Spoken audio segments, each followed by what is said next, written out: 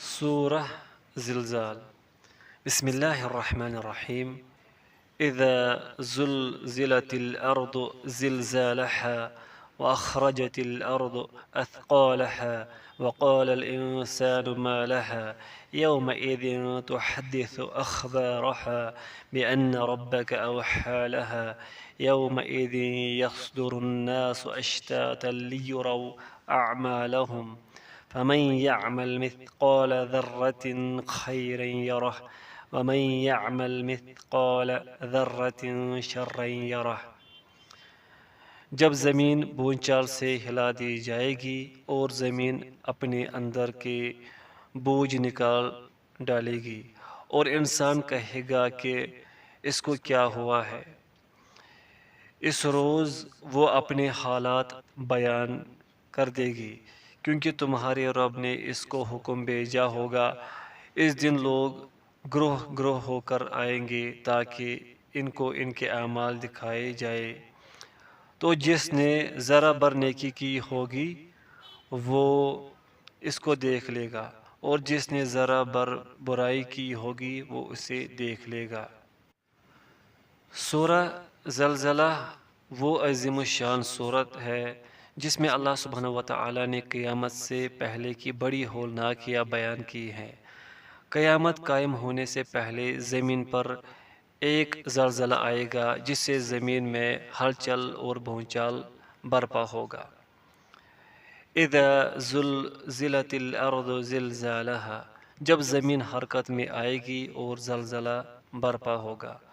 واخرجت الارض اثقالها، زمین اپنے اندر گڑے مردوں کو باہر نکال دے گی اور اپنے خزانے اگل دے گی۔ لوگوں کا زمین سے نکالا جانا قیامت کے برپا ہونے اور اللہ کے سامنے کھڑے ہونے کا اعلان ہوگا۔ وقال الانسان ما لها، یعنی جب انسان اپنی قبر سے محشر کے لیے اور اللہ تعالیٰ کے سامنے پیش ہونے کے لیے کھڑا ہوگا تو اس وقت وہ اس عجیب اور ہولناک منظر سے گھبرایا ہوا ہوگا۔ وہ کہے گا اسے کیا ہو گیا، یعنی زمین کو یہ کیا ہو گیا، یہ کیا معاملہ پیش آ گیا جو دیکھ رہے ہیں۔ یومئذ، اس دن یعنی بروز قیامت، تحدث اخبارها، زمین بیان کرے گی جو کچھ اس کے اوپر ہوا کرتا تھا اور جو کچھ بھی بھلائی یا برائی کا عمل لوگوں نے کیا تھا۔ اس میں اس بات کا ثبوت ہے کہ اس زمین پر لوگ جو کچھ عمل کرتے رہے ہیں، جو کچھ بولا گیا، زمین اس سب احوال و اقوال کی گواہی دے گی۔ لوگوں کے خلاف زمین کی یہ گواہی اللہ تعالیٰ کے حکم سے ہوگی، جیسے کہ آگے فرمان الہی ہے بِأَنَّ رَبَّكَ أَوْحَىٰ لَهَا، یعنی اللہ تعالیٰ نے اسے اجازت دی اور اسے یہ گواہی دینے کا حکم دیا۔ پھر اس کے بعد لوگوں وہاں سے عرض موقف میدان محشر کی طرف پلٹیں گے تاکہ ہر انسان اپنے عمل کے اعتبار حساب و کتاب کا سامنا کر سکے۔ یومئذ، اس دن یعنی بروز قیامت، یصدر الناس اشتاتا، لوگ گروہ گروہ ہو کر آئیں گے، یعنی جنس اور صنف کے اعتبار سے ہر ایک اپنے اچھے یا برے عمل کے اعتبار سے ہوگا۔ لِيُرَوْا أَعْمَالَهُمْ، تاکہ ان کو ان کے اعمال دکھائے دیے جائے، یعنی وہ اپنے اعمال کا معائنہ اور مشاہدہ کر سکے، اور جیسے بھی برے یا بھلے اعمال انہوں نے آگے بھیجے ان سے آگاہ ہو سکے، بھلے وہ نیک اعمال تھے یا بد، انہیں شمار کر کے رکھا گیا ہوگا۔ ذرا بر کے وزن کے برابر عمل بھی موجود ہوگا۔ وہ اپنے تمام اعمال دیکھ لیں گے، ان کے اعمال میں کوئی کمی نہیں ہوگی، نہ ہی نیک اعمال میں اور نہ ہی برے اعمال میں، نہ ہی کم نہ ہی زیادہ۔ پھر وہ نیک اعمال پر ثواب حاصل کریں گے اور برے اعمال پر سزا ملے گی۔ فَمَن يَعْمَلْ مِثْقَالَ ذَرَّةٍ خَيْرًا يَرَهُ وَمَن يَعْمَلْ مِثْقَالَ ذَرَّةٍ شَرًّا يَرَهُ، ذرا چھوٹی چونٹی کو کہا جاتا ہے، قیامت کے دن اس چونٹی کے وزن کے برابر اچھے اور برے اعمال کا وزن ہوگا۔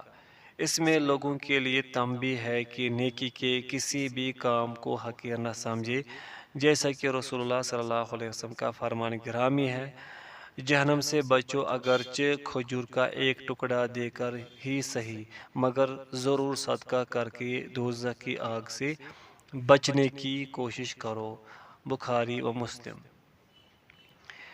اس لیے کہ بروز قیامت وزن چونٹی کے وزن کے برابر ہوں گے۔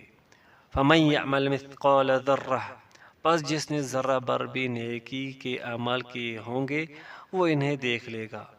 وَمَن يَعْمَلْ مِثْقَالَ ذَرَّةٍ، پس جس نے ذرہ بر بھی برائی کے اعمال کیے ہوں گے وہ اس برائی کو دیکھ لے گا، یعنی وہ اپنے اعمال کی پوری سزا کا مستحق ہوگا۔ اس آیت کریمہ میں خبردار کیا گیا ہے کہ چھوٹے گناہوں کو حقیر نہ سمجھا جائے، جیسے کہ حدیث میں حضرت عائشہ رضی اللہ عنہا سے مروی ہے، فرمایا حقیر و معمولی گناہوں سے بچو کیونکہ اللہ تعالیٰ کی طرف سے ان کا بھی مواخذہ ہوگا۔ ابن ماجہ، نسائی الکبریٰ۔ بلکہ انسان پر واجب ہوتا ہے کہ چھوٹے بڑے ہر قسم کے گناہ سے بچ کر رہے۔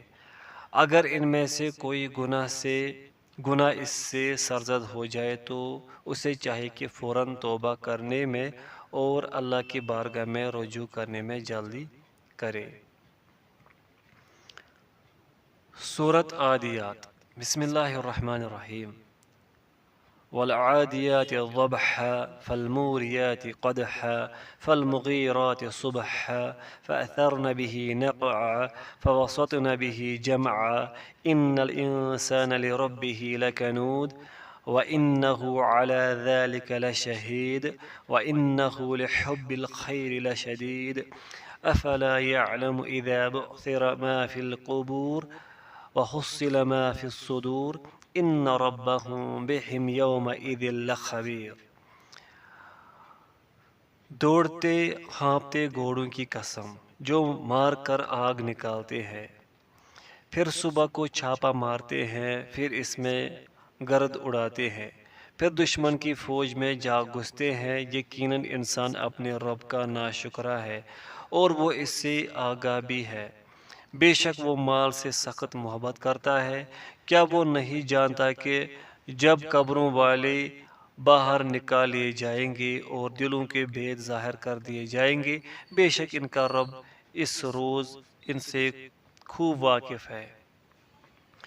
سورہ عادیات وہ عظیم الشان صورت ہے جس میں اللہ تعالیٰ نے اپنی ان مخلوقات کی قسم اٹھائی ہے۔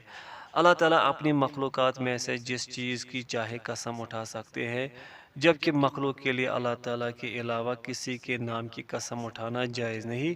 نبی کریم صلی اللہ علیہ وسلم نے فرمایا ہے اگر کسی کو قسم کھانی ہی ہے تو اللہ تعالیٰ ہی کی قسم کھائے ورنہ خاموش رہے۔ بخاری و مسلم۔ اور رسول اللہ صلی اللہ علیہ وسلم کا فرمان گرامی ہے جس نے اللہ کے سوا کسی اور کے نام کی قسم کھائی تو اس نے شرک کیا۔ ابو داؤد، ترمذی۔ والعادیات ضبحا، یہ اللہ تعالیٰ نے ان گھوڑوں کی قسم اٹھائی ہے جن کی پشتوں پر صابر اور اجر کے طلبگار اعلی دین کے لیے لڑنے والے مجاہدین فی سبیل اللہ سوار ہوتے ہیں اور وہ دشمن پر جھپٹ پڑتے ہیں۔ عدو کا معنی معروف ہے، یعنی تیزی کے ساتھ اللہ کے دشمنوں کے ٹھکانوں کی طرف بڑھنا۔ ذبحن گھوڑے کی ساس کو کہتے ہیں۔ فالموریات قدحا، یعنی انتہائی تیزی اور برق رفتاری کی وجہ سے جب ان گھوڑوں کے پاؤں زمین پر یا پتھروں پر پڑتے ہیں تو ان سے آگ اور چنگاریاں اٹھتی ہیں جو کہ ان کی قوت اور سرعت کے ساتھ ساتھ دشمن کی طرف بڑھنے میں ان کی برق رفتاری کی دلیل ہے۔ فالمغیرات صبحا، فالمغیرات دعویٰ بولنے والے، مراد وہ گھوڑے ہیں جو صبح کے وقت دشمنوں کو ان کے ٹھکانوں پر جا لیتے ہیں۔ نبی کریم صلی اللہ علیہ وسلم اور آپ کے اصحاب کرام رضی اللہ عنہم اجمعین کی غالب عادت یہی تھی کہ وہ اس وقت میں دشمن پر حملہ کرتے تھے۔ فَأَثَرْنَ بِهِ نَقْعًا، یعنی جب وہ اس سرعت اور قوت کے ساتھ دشمن کی طرف بڑھتے ہیں تو میدان جنگ سے غبار اٹھتی ہے، حتیٰ کہ وہ میدان کارزار میں رنگ جما لیتے ہیں۔ فَوَسَطْنَ بِهِ جَمْعًا، یعنی اللہ کی راہ میں لڑنے والے گھوڑوں کی پشتوں پر بیٹھے ہوئے دشمنوں کے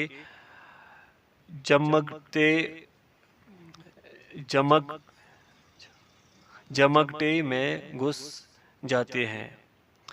وہ گھوڑے دوڑتے ہوئے آتے ہیں اور اپنے سواروں کو لے کر دشمنوں کی صفوں میں گھس جاتے ہیں اور اللہ کے فضل و اذن سے ان کو پامال کر کے رکھ دیتے ہیں۔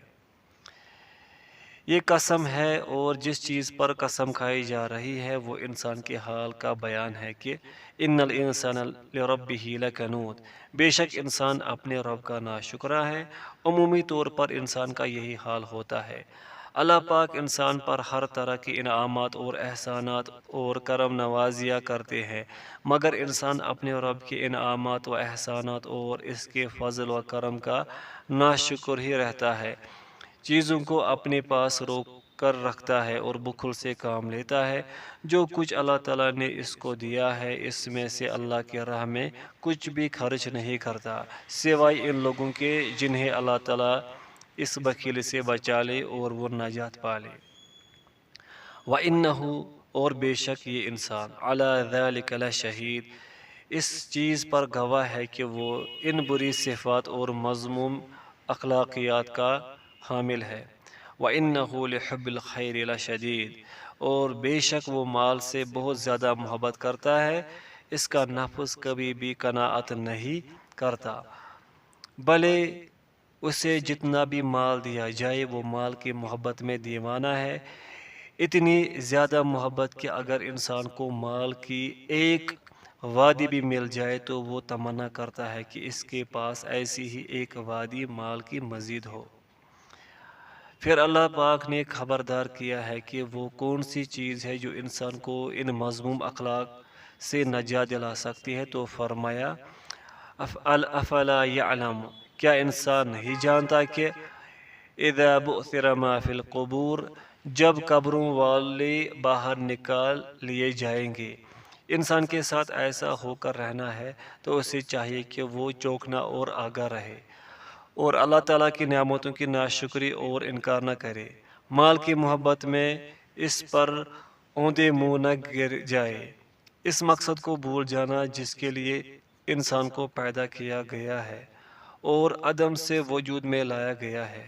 یہ بالکل نامناسب اور حماقت پر مبنی بات ہے، کیونکہ آخر کو انجام کار انسان کی موت اور اللہ تعالیٰ کی طرف لوٹ کر جانا ہے۔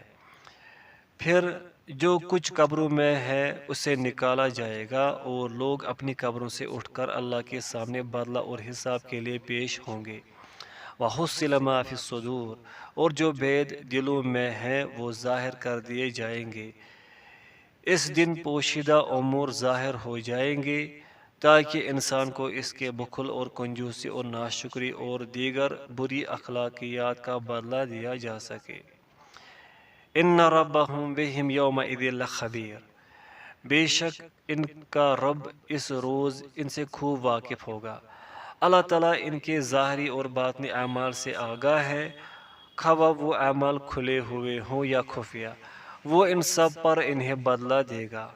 الخبیر اللہ تعالیٰ کی اسماء مبارکہ میں سے ایک نام ہے، اس کا مطلب ہے باطنی امور اور خفیہ چیزوں کا جاننے والا، بالکل ویسے ہی جیسا کہ وہ ظاہری اور اعلانیہ چیزوں کو جانتا ہے۔ سورۃ قاریہ، بسم اللہ الرحمن الرحیم۔ القارعۃ ما القارعہ وما ادراک ما القارعہ یوم یکون الناس کالفراش المبثوث وتكون الجبال كالعهن المنفوش فأما من ثقلت موازينه فهو في عيشة راضية وَأَمَّا مَنْ خَفَّتْ مَوَازِينُهُ فَأُمُّهُ حَاوِيَةٌ وَمَا أَدْرَاكَ مَا هِيَ نَارٌ حَامِيَةٌ۔ کھڑکھڑانے والی کیا ہے، اور تم کیا جانو کھڑکھڑانے والی کیا ہے؟ جس دن لوگ بکھرے ہوئے پتنگوں کی طرح ہوں گے اور پہاڑ دھنکی ہوئی رنگین اون کی طرح ہو جائیں گی، تو جس کے اعمال کے وزن بھاری نکلیں گے وہ دل پسند زندگی میں ہوگا، اور جس کے وزن ہلکے نکلیں گے اس کا ٹھکانہ ہاویہ ہے۔ اور تمہیں کیا خبر ہاویہ کیا چیز ہے؟ دہکتی ہوئی آگ ہے۔ القاریہ، کھڑکھڑانے والی، قیامت کے ناموں میں سے ایک نام ہے۔ قیامت کے متعدد مواصفات کی وجہ سے اس کے نام بھی متعدد ہیں، جو کہ اس کے اسمائی علم یا اوصاف ہے۔ یہ اوصاف اس دن کے ہولناکی اور عظیم امور پر دلالت کرتے ہیں۔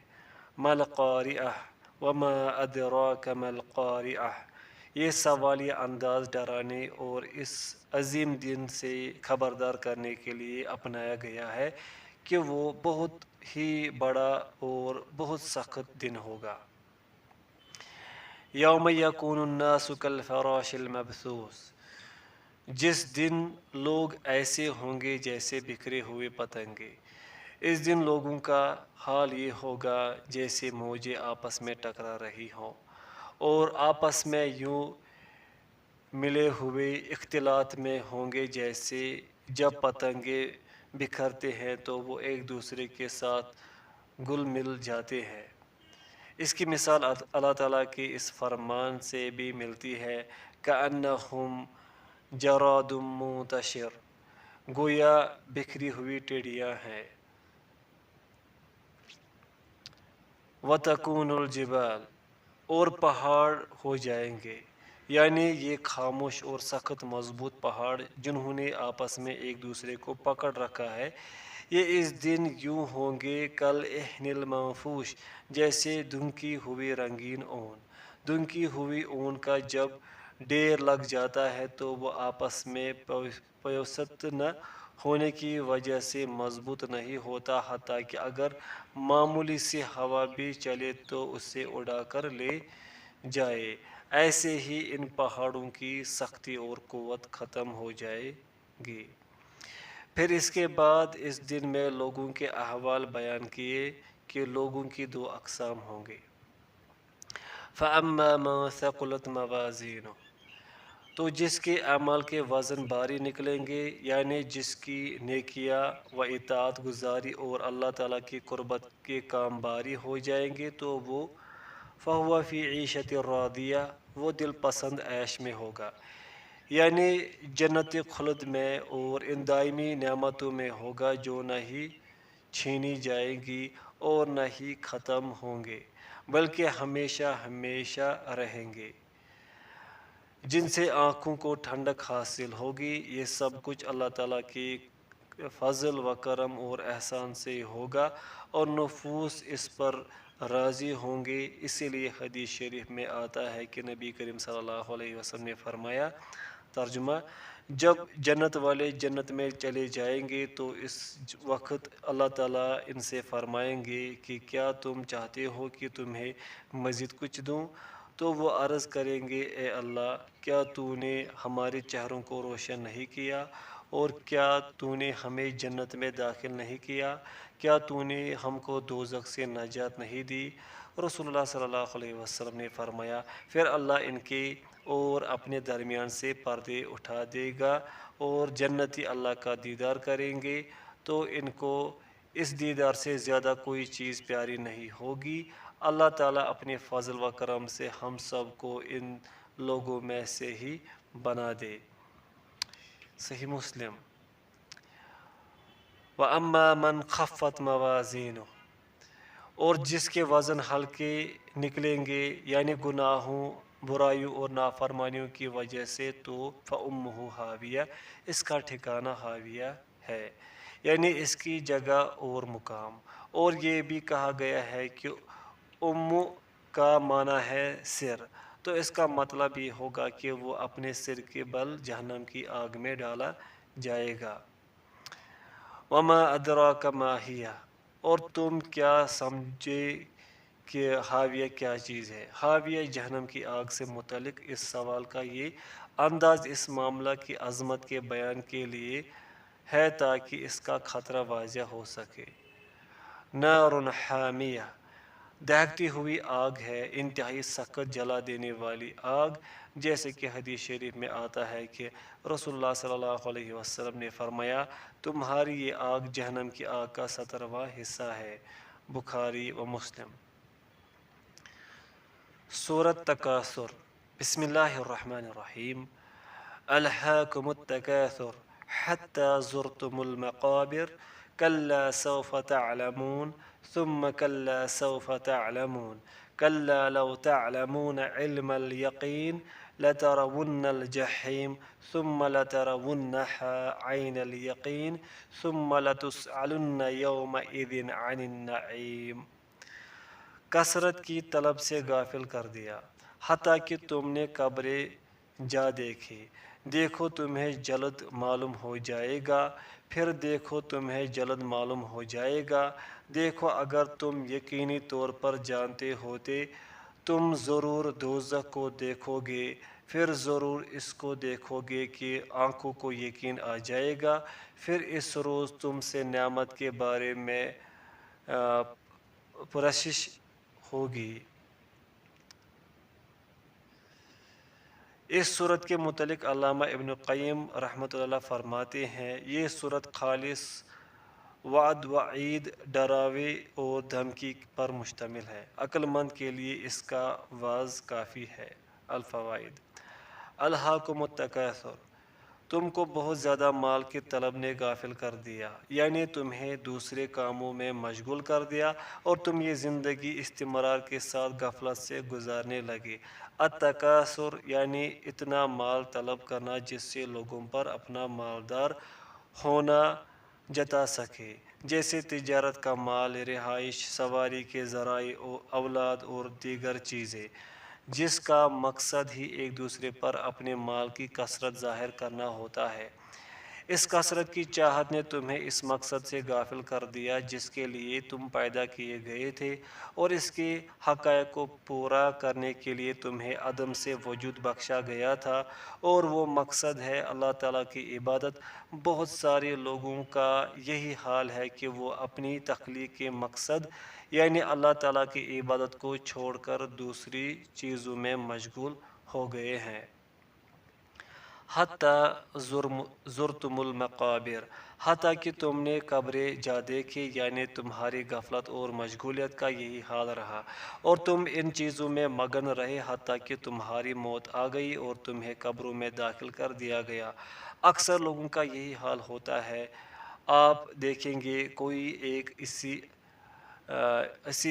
اسی مال کی طلب میں تھک ہار کر ہانپ رہا ہوتا ہے کہ اسے موت آ جاتی ہے، پھر اسے قبر میں داخل کر دیا جاتا ہے۔ قبروں میں داخل ہونے کو قبروں کی زیارت کا نام دیا گیا ہے، اس لیے کہ قبر دنیا اور آخرت کے مابین ایک برزخ ہے اور دنیا سے آخرت کی طرف ایک گزرگاہ ہے۔ قبر میں مردہ ایسے ہی داخل ہوتا ہے جیسے زائر، کیونکہ وہ ہمیشہ قبر میں نہیں رہتا بلکہ یہ صرف زیارت ہی ہے، پھر وہاں سے دار آخرت میں منتقل ہو جاتا ہے۔